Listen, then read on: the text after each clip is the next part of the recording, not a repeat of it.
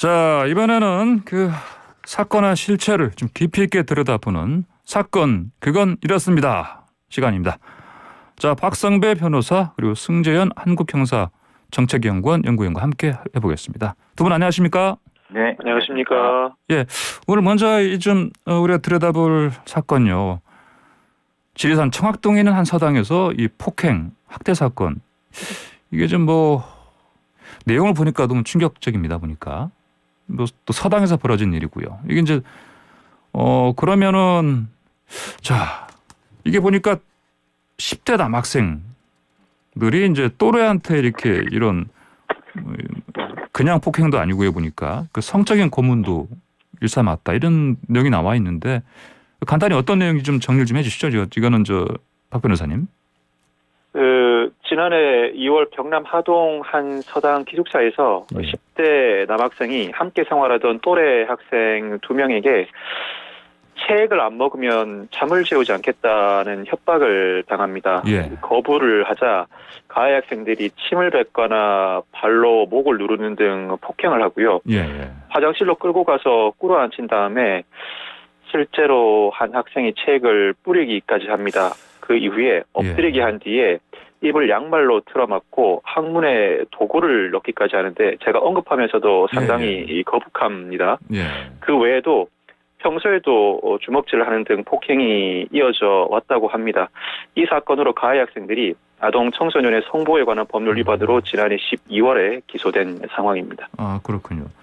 자, 이 승재현 연구위원님. 네. 이게 보니까 근데 이제 이 일이 터져 나오니까 서당 측에서 이게 학생끼리 생길 수 있는 일이다. 이게 모두 다 알 수가 없다. 이렇게 해명했는데 이게 무슨 말입니까 이게? 사실 이번 사건을 바라보면서 가장 불편했던 거는 서당도 책임을 회피하고 사실 이걸 관리해야 되는 교육청 그리고 하동공까지 딱 터져 나왔을 때는 우리 책임이 아니라라고 이야기를 하고 있는데요. 그중에서 가장 대표적인 게 서당이 우리가 어떻게 다 알 거냐. 우리는 알 수가 없다라고 하는데 그 서당이라는 곳이 사실상 어떤 곳인가 하면 가정으로부터 장기간 단절되어 있는 곳이고 또 집단 하숙형 서당이기 때문에 그 안에서 약간 억압적 문화가 나와요. 예절을 가리킨다, 좀 발언 행실을 가리킨다. 그런 어떤 과정 속에서 학생들 사이에서 일어날 수 있는 폭행은 상존할 수 있는데 그 폭행이 발생했을 때 1차적인 책임이 있는 서당이 우리가 알 수 없다라고 이야기하는 것은 오로지 자기 책임을 피하기 위한 정말 좀 죄송한 말씀이지만 꼼수에 지나지 않는 것이고 이 폭행에 대해서 관리 책임에 부실이 있다면 행정상, 형사상 책임을 물어야 한다 이렇게 말씀드리겠습니다. 자, 보면은 아까 박성배 변호사께서 말씀하신 것처럼 좀 입에 담기 참 힘들 정도로 학생들 사이에 이런 일을 서로 저질렀는데 도대체 어떻게 영화를 봐서 그런 겁니까? 뭘 보고 이렇게 무방범죄인지 뭔지 모르겠습니다. 이게 학생들이 이런 범죄를 벌인 자체가 이게 좀 상상이 갑니까? 이 피해 학생에 따르면은 평소 가해 학생들을 중심으로 폭행이 자주 있었는데도 서당 측에서 문제 해결에 적극적으로 나서지 않아서 피해 사실을 알리지 않았다고 밝히고 있고요. 고문에 가까운 폭력이 자행됐을 당시에 가해 학생들과 피해 학생이 함께 기숙사 방을 쓰고 있는 사이였습니다. 이후에 한 방을 쓰는 사람이 바뀌면서 조금이나마 분리됐지만 방을 옮긴 뒤에도 가해 학생들이 방으로 불러서 주먹질을 하는 등 폭행이 이어졌다고 합니다. 피해 학생에 따르면 방을 옮긴 뒤에도 이들이 불러서 때렸기 때문에 관리자가 CCTV 확인만 철저히 해서도 추가 피해는 막을 수 있었는데 서당 측이 학생 간 갈등을 일상적인 일로 봤기 때문에 퇴소할 때까지 피해가 계속됐다는 것이고요. 자신뿐만 아니라 중고등학생 10여 명이 일상적인 폭행을 당했다고 합니다. 장난을 빙자한 주먹질뿐만 아니라 빗자루 등 도구를 이용해 폭행하기도 하고 하루에 2-3명씩 괴롭혔다고 하는데 일부 피해자가 관리자에게 폭행 사실을 알렸음에도 불구하고 잠시 상황만 정리할 뿐이지 근본적인 해결에 나서지는 않았다는 것입니다. 서당 측의 시각 자체가 다소 아니합니다. 폭력성이 강하거나 주의 집중력이 떨어지는 등 특이사항이 있어서 싸움이 종종 일어났지만 학생들 특성상 싸움이 자주 있었고 상황을 인지하면 곧바로 관련 학생을 분리하는 등 조치를 취했다면서 폭행 사건을 알면서도 외면한 적은 없다고 해명하고 있습니다. 예, 그렇군요. 여기에 제가 한 말씀 드리고 사실 이 학원이 서당이라고 얘기를 해야 되겠죠. 예. 굉장히 총체적 부실에 노출되어 있었다라고 보이는 게 지금 나와 있는 여러 언론 보도를 종합하면 사실 이 책임을 회피하고 있는 서당의 원장도 학생들을 상습적으로 구타하고 학생을 관리하는 의무를 굉장히 부실하게 했고 서당 이런 내부 이런 뒷전이라 또한 뭐 간식비라든가 기숙사 건축을 할 때 학생을 동원하고 그다음에 그 원장도 상습적인 폭행을 해서 거기 있는 학생들이 거의 노예 생활을 했다라고 증언하는 걸 보면 사실상 어떻게 보면 진짜 총체적인 문제와 부실이 있는 수단이 아니었냐라는 생각을 하게 됩니다. 지금 여기에 자녀를 맡긴 부모들이 충격이 참 크겠습니다. 그렇죠? 네네. 자, 그러면 이제 기소가 됐으니까요. 이제 재판 앞두고 있는데 뭐 처벌 수위가 어떻게 될 것 같습니까? 이거는? 이 사건은 단순 폭행 혐의로 기소된 것이 아니라 성폭력 혐의로 기소가 됐습니다. 이제 말씀을 드렸습니다만 입에 담기 어려운 성폭력 가해 행위가 존재한 상황이기 때문에 아동 청소년 성보호에 관한 법률 위반 혐의로 기소가 된 것인데 아동 청소년에 대해서 폭행 협박을 수단으로 유사 강간 행위를 했다고 평가할 수가 있습니다.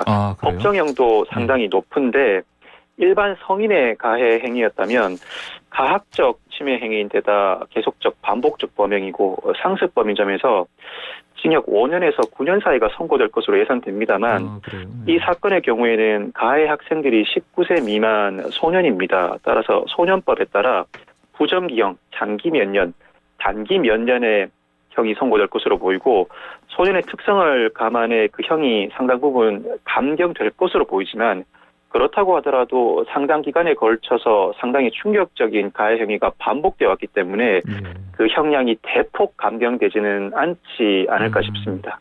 그렇군요. 자, 그러면 승재현 연구원님, 이거는 그러면 아까 말씀하신 그 서당 측, 그러니까 원장이라든지 운영하는 쪽에서의 문제점이지 않습니까? 그런 것도 좀 많이 드러나는 것 같은데. 이제 이런 뭐 가해 학생만이 아니고 서당 측 책임은 좀 물을 수 없겠습니까? 뭐 지금 제일 처음에는 그 교육청에서 어떤 이야기를 하는가 하면 이거는 뭐 일부 시설만 학원에 등록되어 있어서 우리가 관리할 수 없다. 이렇게 책임 회피성 발언을 하고 아동권에서는 문제가 된 두 개의 서당은 학원법상 학원이기 때문에 우리가 관리 주체가 아니다. 이렇게 이야기를 해요. 그걸 보고 제가 아연 실색을 했는데 이런 일을 이렇게 연피성으로 이야기하는 게 맞냐 싶어서 되게 이렇게 좀 마음이 불편했는데 지금 이제 경남교육청하고 화동군이 합동으로 전수조사를 하겠다라고 이야기를 해요. 그래서 여기 관련된 어떤 그 불법이 있으면 행정상 여러 가지 어떤 조치를 취하겠다라고 이야기를 하고 정부에서도 기숙형 교육시설에 대한 전수조사를 하겠다라고 하는데 참 이런 게 답답한 게 옛날에 혹시 기억나시는지 모르겠지만 IM 성교원이라고 그 코로나19가 급속하게 확산을 시킬 수 있는 가능성에 매체가 된 학원인데 이 대안은 저기 말씀하시는 건 상주 말씀하시는 건가요? 경북 상주?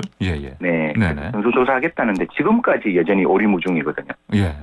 그러니까 이걸 하겠다라는 의미와 한다는 의미는 다른 거예요. 그러니까 하겠다라고 그냥 소리 없는 아우성을 치는 게 아니라 실질적으로 불법이 있으면 그 불법을 찾아내야 되는 것이고 지금 하동군에는 14개의 이와 같은 유사한 시설이 있다고 보는데 14개. 여기에 대한 정확한 관리 그리고 확인을 통해서 잘못된 경우에는 취소라든가 폐쇄를 해야 될 뿐만 아니라 아동 101명에 대한 피해 전수조사도 한다는데요. 그를 통해서 피해가 나왔고 그 피해에 그 서당이 일정 부분 방임했다라는 분이 보인다면 그게 관리 책임자들에게는 이 폭행에 대한 방조 혹은 직접 폭행을 했다면 직접 폭행 대상자로서의 처벌 이런 걸 다 열어놓고 좀 엄혹하게 처벌해야지 정말 그 학생의 충격이라는 건 이루 상상할 수 없을 거잖아요. 피해 학생은. 그래서 그런 부분에 대해서는 좀 정부 당국과 그다음 교육청, 하동군이 좀 엄혹하게 그다음에 신속하게 사건을 좀 처리해 주기를 희망하고 있습니다. 박 변호사님, 방금 승재현 연구원께서 말씀하신 것처럼 그쪽에 지금 뭐 사당이 10여 개가 있는데 네. 다른 또 뭐 추가 뭐 고소 고발이라든지 아니면 또 입건된 뭐 이런 사례 좀 있습니까? 실제로 다른 서당에서도 딸이 변기물을 마시는 등 괴롭힘을 당했다거나 아들이 흉기로 위협을 당했다는 등 폭력 피해 신고가 잇따르고 있습니다. 말을 안 들으면 죽인다면서 학생이 흉기를 들고 협박하는 일까지 있었다는 국민청원이 잇따르고 있거든요. 이처럼 기숙형 서당에서 학교 폭력 사건이 연이어서 발생하고 있는데 승 위원님께서 행정처분, 형사처벌 설명을 잘 해주셨습니다. 다만 이 서당들이 제도권 내에 온전히 편입돼 있지 않다 보니 폭넓은 행정처분에는 한계가 있는 것도 사실입니다. 이 대부분 지자체와 교육기관의 지도 감독을 받지 않는 서당에서 일련의 사건들이 발생하고 있는데 서당은 현재 학원법에 따른 교습소 학원도 아니고 이 수련법에 따른 청소년 수련시설도 아닙니다. 사실 지난 2018년 청학동 서당에서 성폭행 사건이 발생한 사실이 있습니다. 이 당시에 대법원이 예절 인성교육 등 교습 행위를 실시하고 있다면 모든 서당은 등록해야 한다고 판시를 했고 이후에 서당들이 개인 과외 교습자 또는 학원으로 등록을 하긴 했습니다. 그런데 이 등록 주체가 서당을 운영하는 사람들이었어요.